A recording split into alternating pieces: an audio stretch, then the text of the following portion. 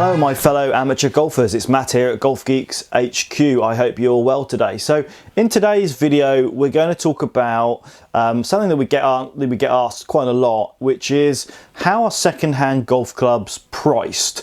Who decides the price of second-hand clubs? Who decides how much one club drops in value compared to another from another manufacturer? And so I'm going to look at a few key answers to that. It's quite a complicated topic, and keep it relatively short and quick and simple, rather than get too in-depth, because this is quite an in-depth question, but I thought I'd just give you the sort of headlines and a few things for you to think about that you've either thought about before or haven't. So let's get into it. Okay, so the first thing that determines the price of a second-hand golf club is the market itself, and I mean the manufacturer's market. So I'm talking about new product, okay? So if a second-hand golf club is still what we would call a current model, so if it's a model still being offered by the manufacturer as their latest piece of equipment, that means that that club will be worth more than a club from the same manufacturer that is the older model. So if we use an example of, let's just say, TaylorMade. So at the moment the TaylorMade Sim is their current model of club, and that's replaced M5 and M6. So if you had a second-hand Sim product, its value is higher because it is current model. It is the current manufacturer's specification.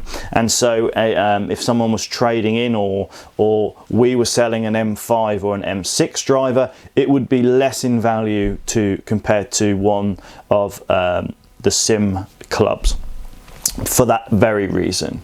And obviously what happens is when the manufacturer launches new product, it has a detrimental effect on the value of what was the current club that's just been replaced, but also the one before that and the one before that. Okay, so it's like it's a domino effect, if you like, down through the grades of club. So the manufacturers do contribute a lot to the value of second-hand clubs because they are producing new equipment all the time, and as soon as they do that, it has a knock-on effect on the second-hand market.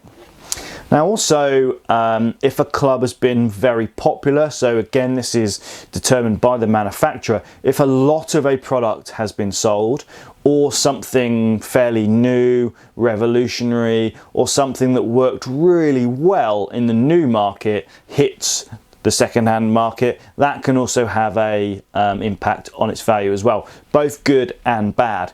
If it was just incredibly popular, so whether that was because it was priced aggressively or it had a couple of little things that maybe weren't massively revolutionary, but they all seem to work really well together, or perhaps, I don't know, I'm just throwing examples out here. Rory McIlroy got hold of a particular new club and just went on a massive winning streak, which may have been nothing to do with the club, but that may affect the sales of the club and made it very popular. All of a sudden it will be a popular second-hand club as well as it was new, because it was a winner and did sort of very well in the market.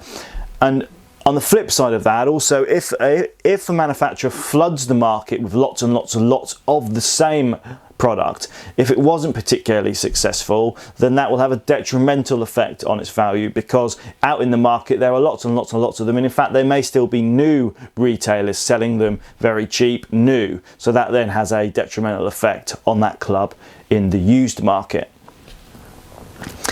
Now the second influence factor, so we're going to take aside and leave the manufacturers now, is the second-hand golf industry itself. And there are, you know, some major players within this market who have a large say in the value of the clubs, because they're the people who are buying the clubs from the public or from the pro shop or from the retailer. Some are buying directly from the manufacturer, so certain sort of second-hand retailers will have deals with the manufacturers where at the end of every year they'll perhaps buy a huge amount of X sort of demonstrator models, and they'll be at agreed prices. And obviously these businesses, they are businesses, so there will then be a markup put onto those to get them out to you guys in the in the industry there. So the second-hand industry has a lot to say when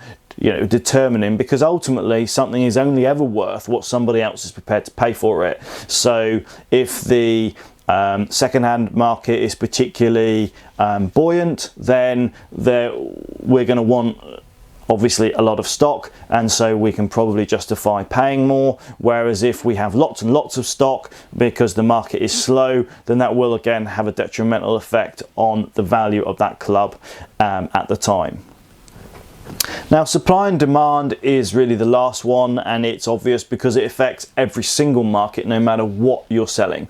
So we touched on a little bit earlier, if there was a particular club that performs particularly well in the professional game, but supply and demand is huge. Okay, so if a product is particularly popular, it has a particularly strong brand name. So I'm thinking about something like, as an example, Scotty Cameron putters. Okay, Scotty Cameron putters, whether you think they're better or not, but an equivalent putter that's 3 years old compared to another putter from another manufacturer at the same age, in the same condition, etc, etc, etc, will always be worth more, the Scotty Cameron will, because of supply and demand. Okay, it was a bit more expensive at new, so you can argue that it's held its money, but ultimately there's some very expensive golf clubs out there that don't hold their money at all. So it isn't necessarily always about the value when it was new. Okay, so I'm trying to think of an example. Honma, for example, build some really expensive, PXG is another good example, build some really expensive golf clubs, but when they come to the second-hand market are not particularly worth any more, and sometimes worth less than the equipment from a Big Four manufacturer. But with Scotty Cameron, it's not necessarily about how much it was new, it's about the fact that they carry such prestige, so the demand for those in the second-hand market is higher. So there you go, short, sharp little video just explaining how second-hand golf clubs are priced, and it's a big job, and it's a massive part of what golf geeks do behind the scenes. Is we have a database of around 4,500 items of golf equipment, and we have to keep an eye on the market and how it ebbs and flows and what the manufacturers do, and we have to take all of these into account when offering our trade partners, so our suppliers, our PGA Pro shops, a fair and honest price for the trade-ins that we then obviously turn around, clean up, inspect, and get ready to retail to you guys.